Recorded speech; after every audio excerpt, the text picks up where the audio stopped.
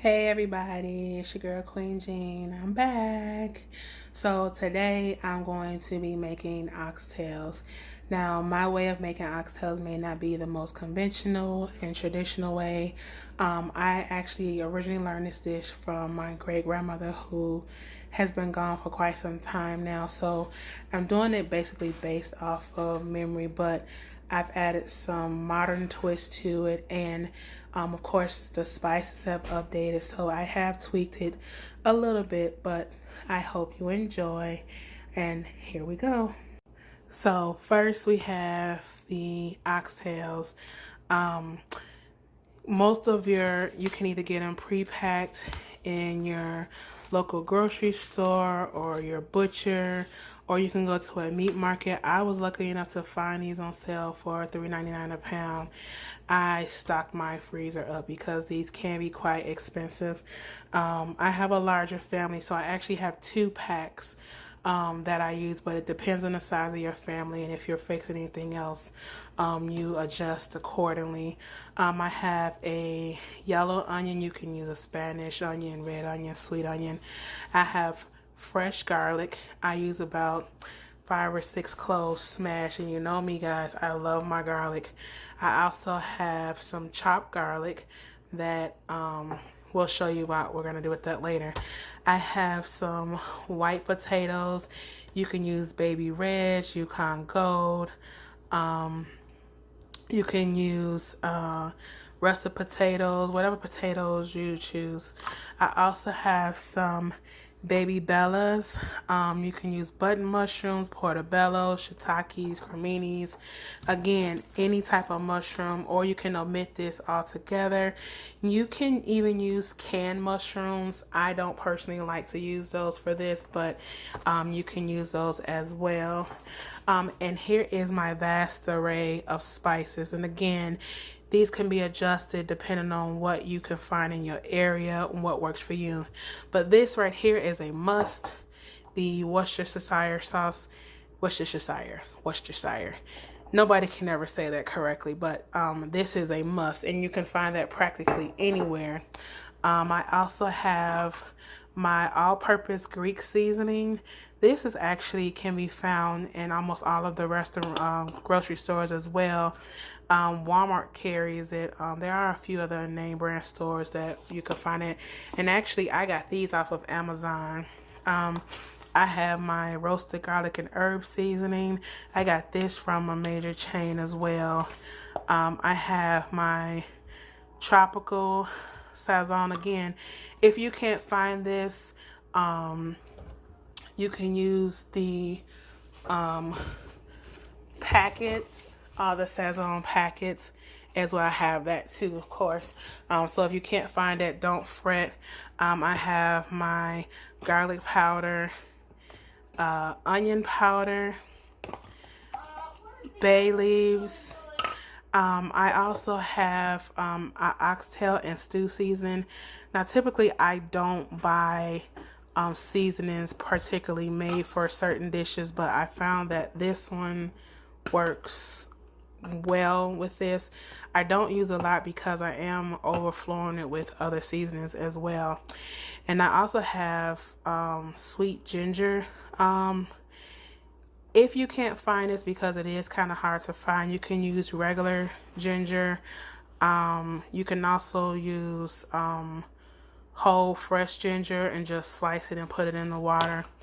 Now for my spice, you can use all different types of spices, but for this one, I'm going to use some Japanese togarashi.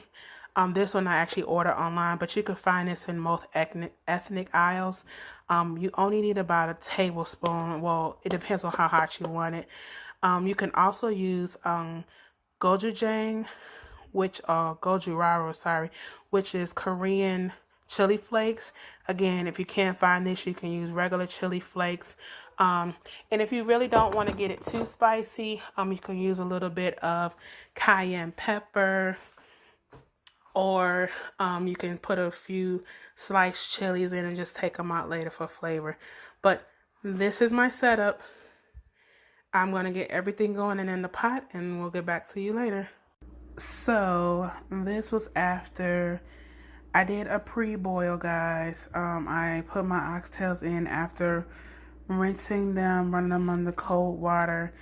So people use cold water and vinegar. I have done that before, but I did not this time.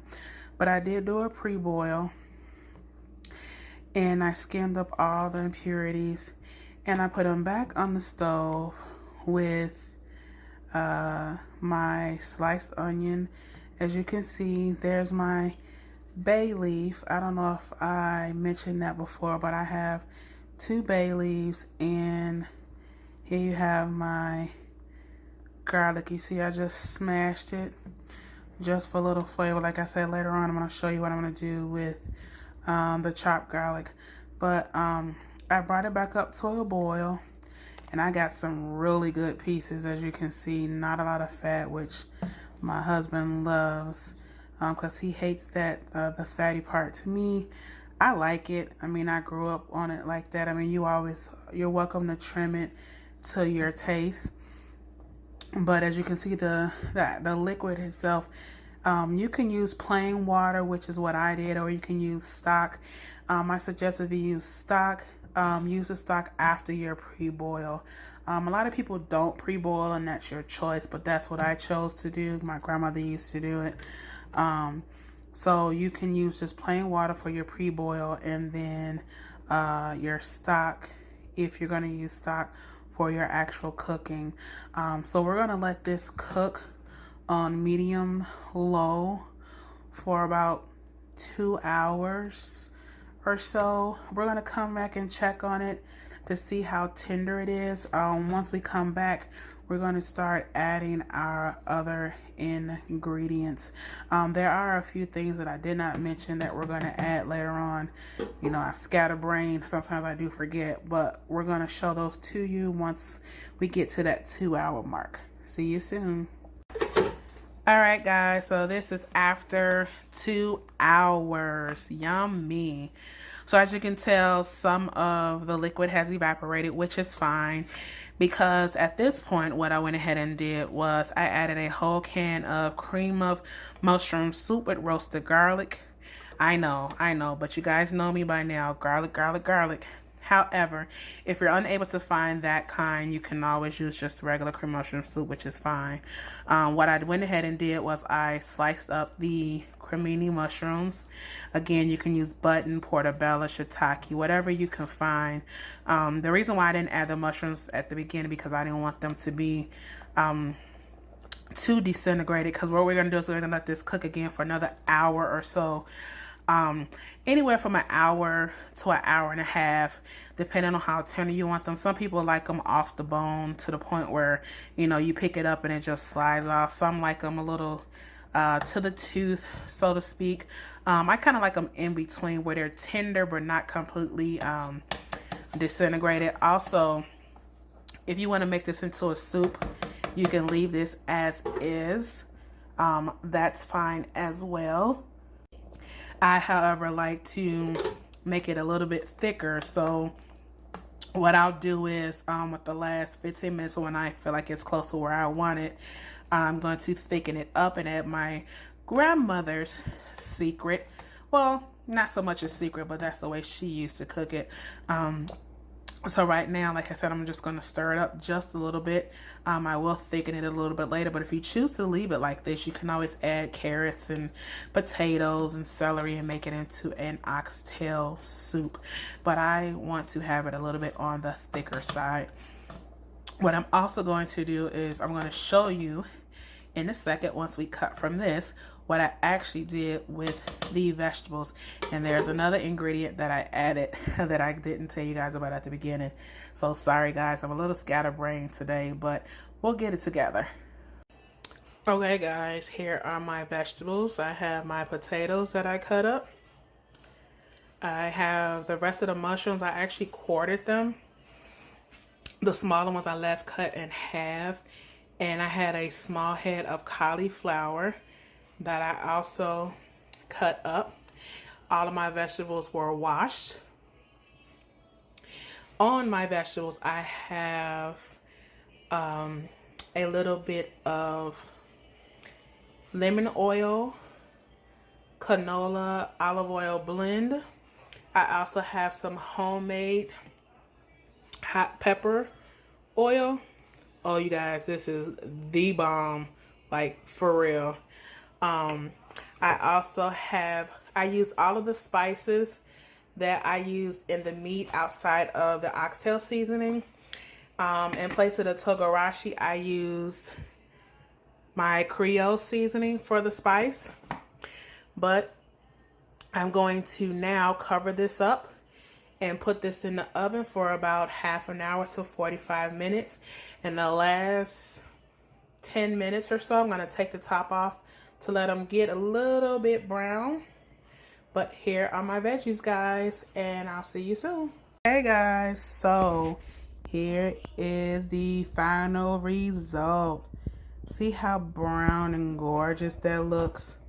That was maybe total of an hour, but oh my gosh, that is like amazing. And yeah, y'all missed it. My husband was just in it and he dropped the piece. He was so mad, but that's what he get. So, ta-da! If you haven't already noticed, there's something new in the pot. This is my grandmother's secret. What I've always used to watch her do was she would take eggs, and depending on how many you want, she would take them, wash them off really well, and she would actually boil them in the pot with the meat. And then once they were done, she would take them out, let them cool, and then she would slice them up and put them in. But look at this, you guys. I let it go for about another hour after I put the sliced mushrooms in. Again, it's all to your taste, to your liking. I would say maybe total 3.5 to 4 hours. Again, it also depends on how you how tender you like it and what how high you have your heat. I had mine on like a medium low, medium high temperature throughout the cooking. I started it off medium high, then I changed it to medium low towards the end. And once I added the cream of mushroom soup. So here you go, guys, and I will show you a finished plate. There you guys have it, a finished plate with all the fixings. And again, this is how I like to eat them. This is what I like to eat them with. Sometimes I will boil the potatoes inside the oxtails, and I will add carrots and celery, and I would make it that way. Also, I forgot to tell you guys, I didn't need to thicken it because I had just enough water evaporated from the pot. So when I added the cream of mushroom soup, it automatically thickened itself. But again, you thicken it to taste. I actually ended up adding about a 1/4 cup of turkey stock because it was a little too thick for me at the time. But again, it's however you guys choose. But guys, I hope you like it. Thanks again for watching. Love you all.